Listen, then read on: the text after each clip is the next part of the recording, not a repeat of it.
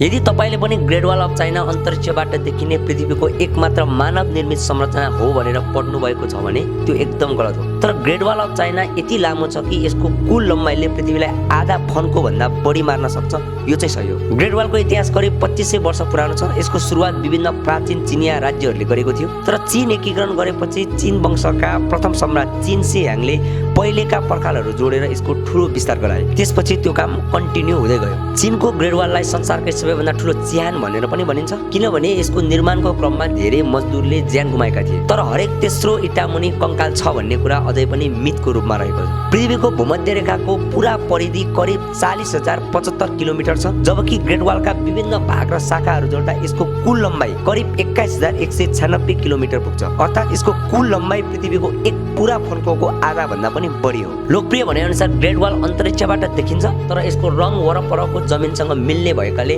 नाङ्गो आँखाले स्पष्ट छुट्याउन निकै कठिन हुन्छ। त्यसैले अन्तरिक्षबाट सजिलै देखिने कुरा यो एउटा मिथको रूपमा रहेको छ। एकदमै सकिङ कुरा, ग्रेट वाललाई बनाउनको लागि चामलको प्रयोग गरेको थियो। पुरानो चीनमा केही भाग निर्माण गर्दा स्टिकी राइस र चुना मिसाएर बलियो मोटर बनाइन्थ्यो। चामलमा रहेको एमिलोपेक्टिनले यसलाई मजबुत बनाउन सहयोग गर्थ्यो। आधुनिक सिमेन्ट नभएको समयमा यस्तो प्रविधि प्रयोग गर्न साँच्चै अद्भुत इन्जिनियरिङ थियो। ग्रेट वालको वाच टावरबाट आगो र धुवाको सङ्केत दिएर शत्रुको खबर टाढासम्म पुर्याइन्थ्यो। अर्थात् ग्रेट वाल एउटा सुरक्षा पर्खाल मात्र होइन, आफ्नो समयको प्राचीन कम्युनिकेसन नेटवर्क पनि थियो। तपाईलाई ग्रेट वाल अफ चाइनाको बारेमा थाहा भएको कुरा के हो तल कमेन्ट गर्नुहोस् र भिडियो मन पर्यो भने हामीलाई फलो गर्नुहोस्। Let's decode the world together.